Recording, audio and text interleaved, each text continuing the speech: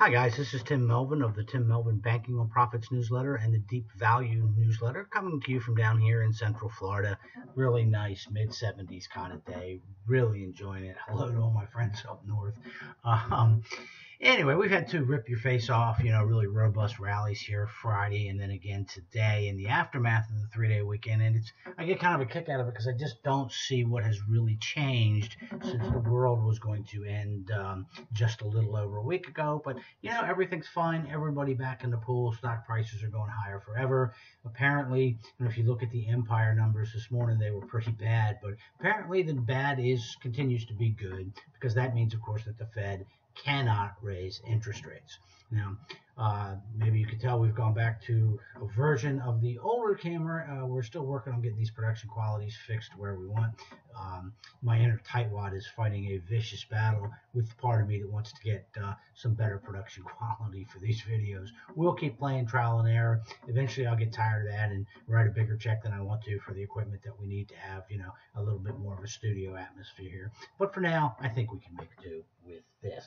So now I haven't done a video in 2 weeks, guys. I'm so sorry. I have no excuse. Just got busy, forgot, was lazy on one particular event. Was in Phoenix, traveling back from Phoenix one time. So apologize for that. It's our first time on in a couple of weeks now. And I was in Phoenix last week, beginning of February, for the Acquire or Be Acquired conference put on by Bank Director. I like to call that little event Buy or Die. It's a community bank conference, and to give you some idea of the atmosphere that's out there right now, there were over 600 bankers there starting at 8 a.m. on Sunday morning, going all the way through noon at Tuesday, to talk about mergers and acquisitions, how to look for a candidate, the process of buying and selling your bank. They listen to other bankers, investment bankers, and consultants talk about what's going on in the banking industry. And I can sum this all up for you real easy, folks. Okay? You must grow your bank. There is no organic growth, so to grow, you must buy. If you cannot buy, you must consider selling.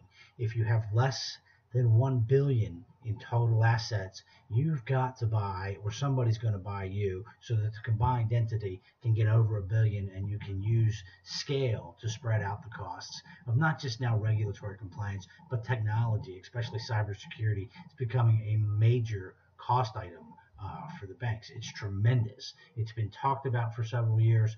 Well, now it's coming to roost. The regulators are real big on cybersecurity, and some serious checks are getting written out there across the community banking industry for cybersecurity services. It's too much for a smaller bank.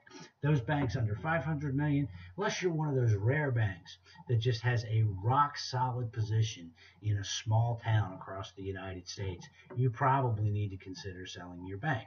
Now, if you find one of those rock solid banks that dominate a small town or market area, you should buy that one too, because they're going to grow as the U.S. economy slowly gets better. And you'll see them growing dividends, growing earnings, and that will all combine to drive the stock price higher. But to summarize the conference, you got to grow. To grow, you got to buy. If you can't buy, you probably have to sell. Now, I shouldn't have to point out to you, that's a massive opportunity for individual investors. Institutions, there's a few select activists that, are very active in the space. They have the contacts to put together blocks of shares. Most institutions, however, are not in this space. They're illiquid. They're hard to buy. They're harder to sell. You're going to have to hold them for a long time. And, that's the reasons the traders will tell me they're not getting involved. Good. The less competition we have down here, the better. I can stand here and yell and preach and evangelize about this, and we still don't see that much competition down there. If you are not investing in the small banks, you are making a massive sin of omission that one day you will look back on and say, gee, I could have a lot more money if I just focused a bit more of my portfolio on those community banks that Tim was talking about back in 2015, 2016. We did put together a special offer for you. I'll have a little bit more on that so that you can get involved in the trade of the decade. I want you guys involved. I want you making this money. We did 18.07% in the banking on profit portfolio. Our bonus picks actually did a little bit better than that in 2015. We think 2016 will be as strong, if not stronger, because the M&A pace is going to pick up this year, in our not so humble opinion. Okay, Now, then let's see. Oh, 13F filings, and they're on the TV now. They were just talking about whatever Carl Icahn was buying, and I think he was selling some Apple in the quarter. And everybody's going to get real excited about what Carl's doing, what Bill Ackman's doing, what Warren Buffett was doing in the fourth quarter of the year. And theirs are all nice. Seth Klarman's another one. They will get read, studied, analyzed. It's going to be very tough to pick up an edge because so many people are going to read them. So far, I've been spending most of my time taking a look at the smaller bank activists because that's kind of where I make the bulk of my money these days. And tracking these guys has been incredibly profitable. We outlined all the latest 13F filings through Friday. There was only one major activist and a couple of value guys missing. We'll come back and do updates on those. But, steady pace in the corner. FJ Capital out of Arlington, Virginia was the biggest buyer, but all of our favorites were pretty active. We sent that out on the Banking of Profits edition that went out about 5 o'clock, the monthly edition, last night, along with all the insider buying and 13T information and all the other fun stuff that we put into that newsletter every month. Now, I cleared a big stack of stuff off the desk from 13Fs that were filed early, but it's been built right back up by today's activity. And we're going to be going through looking at the value investors and the major hedge funds and just kind of figuring out what's everybody buying, what are they selling, who, if anybody, is buying oil, who's buying banks, what's everybody doing with their money, in the fourth quarter. Now, the really exciting part to me about this particular 13F season is, of course, prior to Friday, the markets had been pretty weak in 2016. We're still down for the year. So a lot of the stocks that these very smart, talented, successful investors were buying in the last 3 months of 2015 will be revealed in their 13F filings, and we will be able, if we decide they pass our tests and we like them, we could pick them up at a lower price than these investing legends paid for their stake in the particular company. Now, one that I'll make note of, Michael Price's came across the tape today. He's one of my favorite ones to follow. He was a rock star back in the 80s and 90s, of course, eventually selling out to Templeton, retiring. His hedge fund today, as I understand it, is mostly his own money. But I like to read his because he is an old school value investor, much like me. He had a really interesting position, and this is one where I think I could buy it. It's at 90% of book value. I think I could definitely support it and be an avid and enthusiastic user of the products until such time as the full value is recognized, as he did buy a nice stake in Crimson Wine Group. They make high-end wines out in the Napa Valley area of California. Symbol there is CWGL. It was a spinoff a couple of years ago, I believe from Lucadia, if memory serves. Another great value shop. So anyway, interesting investment. He bought 634,000 shares of the stock. Yeah, it is a well-run company. It appears to be at a fairly discounted price. You might want to take a look at that. He was also a buyer of my very favorite big bank, and I feel like I can talk about this one. We put it in both newsletter portfolios a little over a week ago. I'm not giving anything away. This thing trades a million shares a day, so no advantage being given away here. And that's Citizens Financial Group, which of course was spun out of Royal Bank of Scotland last year, and they've got branches northeast, midwest portion of the country. 131 million in assets, I believe, is making them the 13th or 14th largest bank in the country post spinoff. Just a solid bank. The loan portfolio is good. Balance sheet is good. Banks have been very weak during the first part of 2016. The stock has been hit pretty hard. It was traded above book value. It's now available at about 80% of book value. We were a buyer last week, and apparently Mr. Price was a buyer at some time in the fourth quarter. We expect to see that name show up on a lot of 13Fs the next go around in May when the first quarter reports are finally released. Really like that bank a lot. I think you're getting it at a good price. They're one of those ones. They're big enough to be a serious player and buy other banks to grow their institution. They're not a too big to fail bank.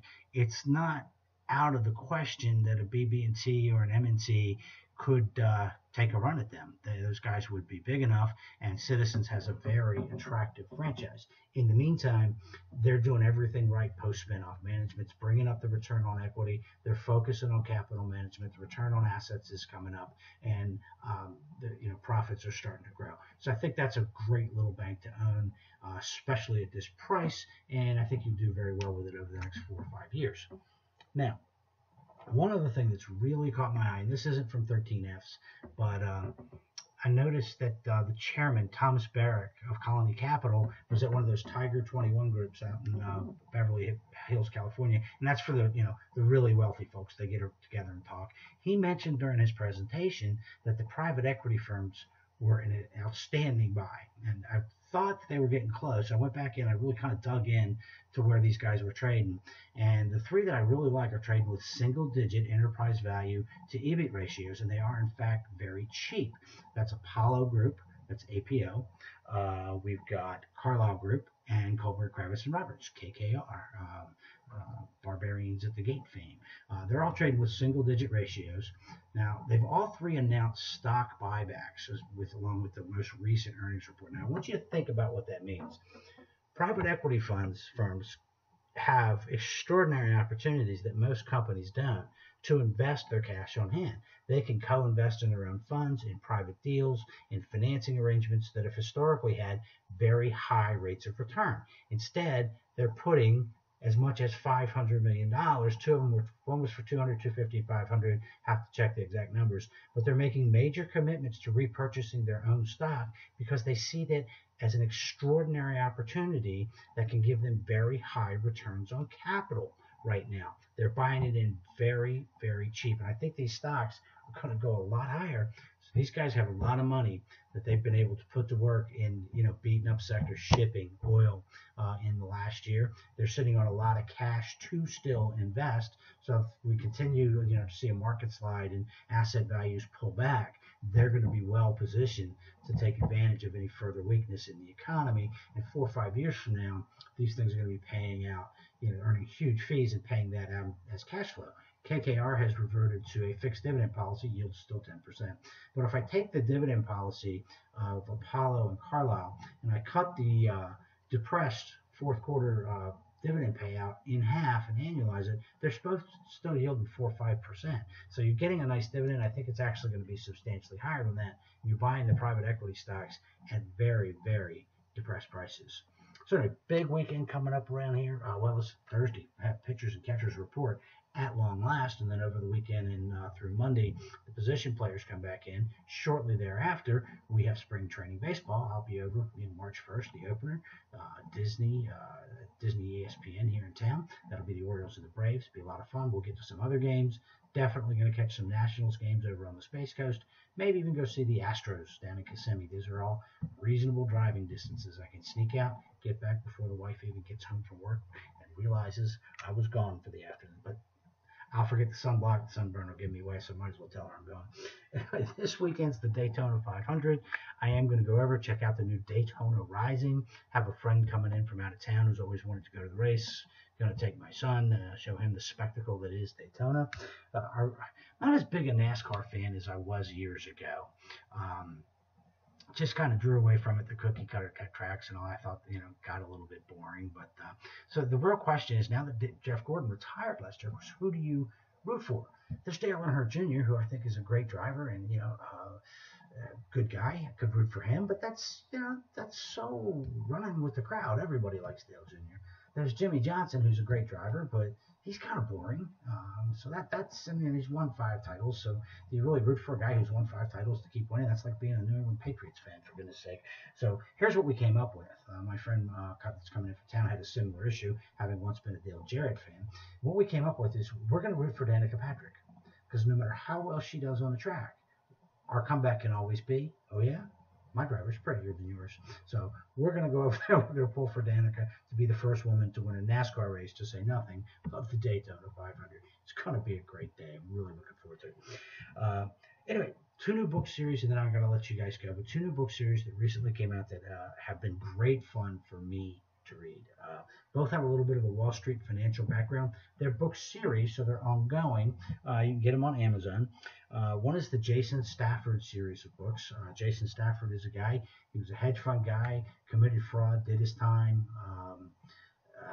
made some mistakes, owned up to them, did his 2 years, and now he's out, and he specializes in helping other people in the financial services industry uncover and prosecute fraud. It's a pretty cool book, I have to admit. And then the other one's the That's by a guy named Michael Sears, by the way. And then the Michael Collins books by J.D. Trafford. Michael Collins is a lawyer who made one big boo-boo, threw it all away, moved to Mexico, keeps getting drawn back in. It sounds formulaic, perhaps, but it's really not. This is a great series of books. Then I have to mention that I just read the new Joe R. Lansdale book from the Hap Leonard novels. Go out, buy it, read it, get hooked on the series, go back and read all the ones that came before it. This is a great, I call it Texas Noir with a serious injection of humor. Fantastic books. If you like recreational reading, kind of your mystery, private eye, touch of violence, lots of comedy, you'll love the books. Anyway, those impressed me in my recreational reading efforts lately, so I thought I'd share them with you. Anyway, buy bank stocks, buy private equity, read the 13F filings. Don't get caught up in all this day-to-day back and forth madness that the news flow creates around the stock market. Buy it cheap, hold it for a long time, sell it someday for a big, big profit. But mostly, buy the community banks. Not buying. Charlie Munger said at the Daily Journal meeting last week that the key to life is to be ready the 2 or 3 times that you get a major opportunity. This is your major opportunity. Now, oh yeah, the offer, I forgot about that. 70, $799 is 20% off Banking on Profit. We'll give you Banking on Profit monthly. That's for the life of the subscription. And then we'll give you a free year of the Deep Value letter, just so you can see all what that's about. And that's where we buy the larger banks. We bought Citizens in that one. And certainly that's where we bought the private equity stocks and spent. That's where we put our special situations and stuff like that. So I think they're both going to have fantastic years. It's a $1,600 total package. You're getting it for a little bit under one half of that. Well, a dollar under one half of that to be exact. So anyway, check it out. I'll put a link and an offer code in the video description box. Please take advantage of it. The trade of the decade is real. It's going to be profitable. The consolidation trend in banks is going to go on for years, if not decades, and this is an opportunity to make an extraordinary amount of money as a long-term, patient, disciplined investor. Anyway, that's all I've got from down here. We'll give you a full report on the Daytona 500 when I get back next week. I've been over there once. It's an incredibly exciting race. Can't wait to see it.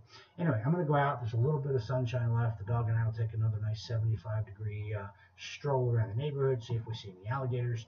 I'll talk to you guys next week.